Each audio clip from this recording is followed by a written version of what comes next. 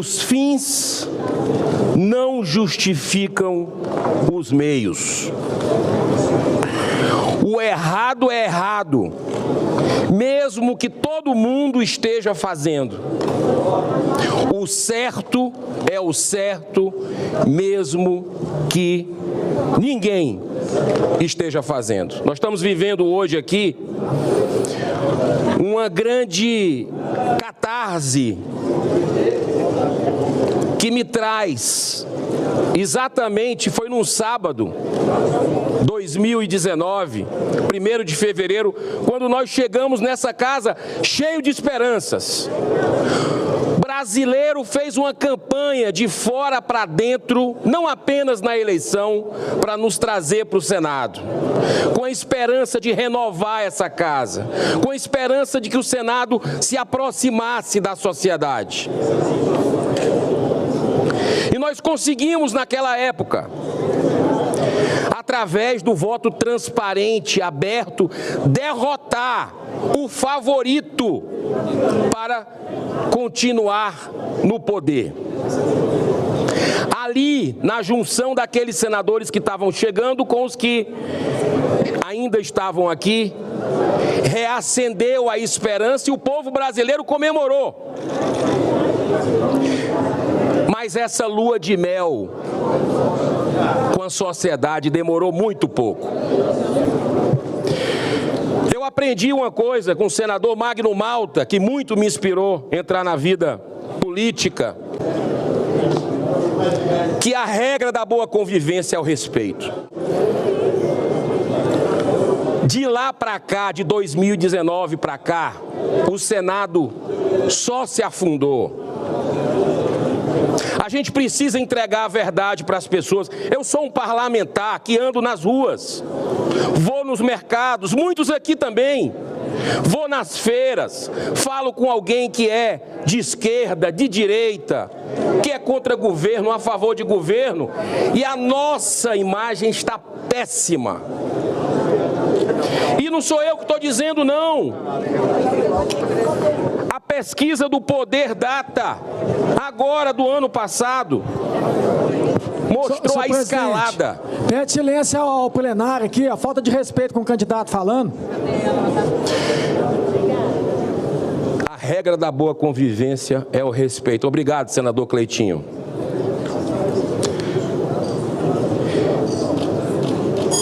Naquele momento que a gente chegou aqui, o Senado estava 35% de péssimo perante a sociedade. A escalada veio, 42 em 2023, 44 ainda em 2023 e agora 45% de péssimo. A aprovação perto de 10% dessa casa. Essa é a verdade que a gente precisa encarar. E nós temos aqui, senhor presidente, eu acho que o grande problema nosso foi não ter enfrentado. Nós tivemos várias oportunidades, tanto na presidência anterior quanto na sua. O reequilíbrio entre os poderes que foi perdido.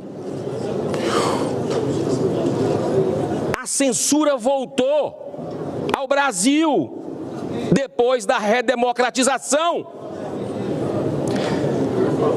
A revista Cruzoé, em 2019, durante a gestão do candidato do continuismo que quer voltar,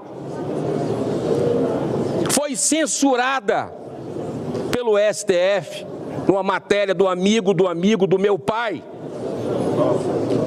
que falava de relações de ministro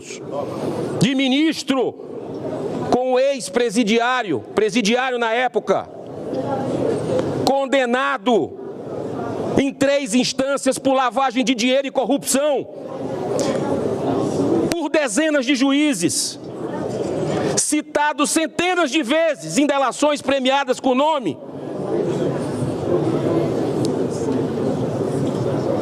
O Senado ficou assistindo à censura. Não parou por aí. Nós tivemos, vai completar agora, 6 anos. Um inquérito irregular, sem fim, que um ex-ministro do Supremo Tribunal Federal colocou, que é o inquérito do fim do mundo, onde a mesma pessoa, o mesmo ministro, julga, é a vítima, é o promotor, é tudo, é o dono da bola. A Constituição da República Federativa do Brasil é rasgada dia sim, dia não, aqui do nosso lado. E esse Senado se acovarda. Todos nós somos corresponsáveis por essa derrocata dessa casa. A população está nos assistindo agora. Recebi a informação que a audiência é recorde em vários veículos. O que é que ela espera de nós, afinal? Nós vimos o discurso, agora, que me antecedeu, falando de rede social, de like, já sinalizando controle da mídia, que é o sonho de consumo dos poderosos de plantão, para controlar, para calar o brasileiro. O PL da censura passou sob a presidência do candidato do continuismo. A gente precisa lembrar disso. Um espectro político da direita, dos conservadores desse país, não se sentem representados pelo que acabou de ouvir aqui da outra tribuna do candidato do continuismo. Aqui não é clube privado que um passa o bastão para o outro, faz acordões, vai tu para aquela comissão. Isso não deveria ser correto. Cargos. Nós viramos aqui um balcão de emendas há muito tempo. O Congresso cada vez mais com dinheiro, com chavos, troca de favores. Isso é desigual, é uma concorrência desleal. Eu sou a favor de acabar com emenda parlamentar. Isso é um desvio de função. Está lá a nossa prerrogativa constitucional. Fiscalizar o poder executivo. Fazer leis.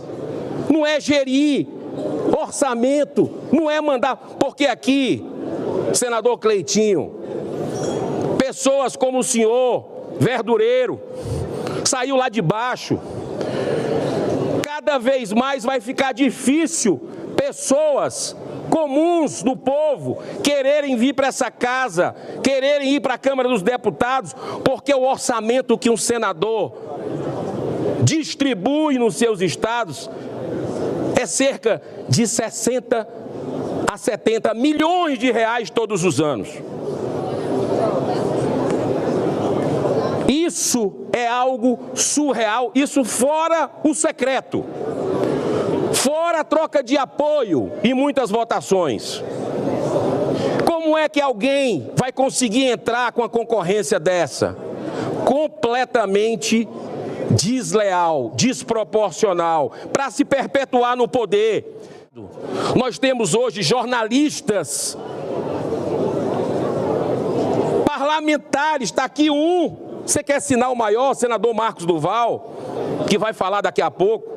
Nós temos cidadãos que estão com passaporte cancelado, parlamentar e jornalista. Isso é democracia onde? Nós estamos com eles, esses profissionais, essas pessoas, esses brasileiros, censurados nas redes sociais, em tribunais secretos, que estão sendo revelados no Twitter File, aqui do STF. Nós temos essas pessoas com as contas bancárias bloqueadas, que trabalharam a vida inteira numa canetada de um ministro do Supremo, e nós vamos ficar calados aqui? É isso? Como é que a gente vai encarar as pessoas lá fora? A insegurança jurídica que esse país chegou, o caos institucional, é porque essa casa não faz o seu dever.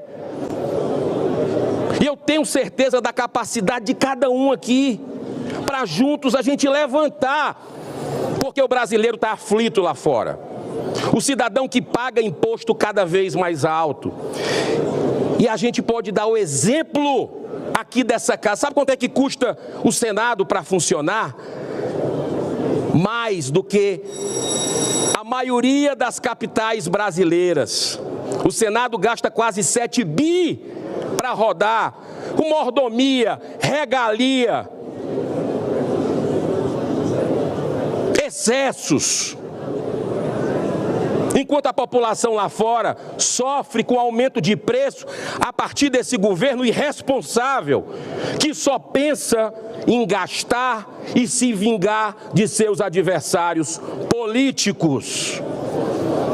Chega de perseguição política, chega de intimidação. O Senado precisa cumprir o seu dever, fazer um pedido de impeachment. O primeiro em 200 anos do Senado Federal, que sempre se escondeu dessa sua responsabilidade, que vai ter um efeito pedagógico para cada um ficar no seu quadrado. São 60 pedidos. Um deles com quase 150 deputados federais assinando, 2 juristas, desembargador Sebastião Coelho, o constitucionalista Rodrigo Marinho. Quase 2 milhões de brasileiros, só cresce esse movimento e o Senado não pode se esquivar. Senador Girão, para concluir. Para concluir, presidente, para concluir, eu deixei para o final um chamamento à consciência de vocês. Em pleno século XXI, nós temos hoje presos políticos que estão com as suas famílias devastadas, sem direito à defesa, ao contraditório, os seus advogados sem acesso aos autos. E eu mostro, senhor presidente, aqui, para todo o Brasil, um retrato que eu considero o mais emblemático, que é da Débora, uma cabeleireira com 2 filhos pequenos. Está presa há quase 2 anos. Sabe por quê? Porque num roubo, num momento de fraqueza que todos nós temos, de revolta, mas ela não feriu, pintou de batom, fez um protesto numa estátua pública em frente ao STF. Ela está 2 anos presa e a sua condenação para sair 15, 17 anos. A frase é do próprio presidente hoje do Supremo Tribunal Federal. Então, senhor presidente, nós não podemos conviver com presos políticos que estão sendo massacrados hoje no Brasil, e isso não é correto, porque se fala em pacificação e não faz anistia. É muito bom falar em pacificação e não agir.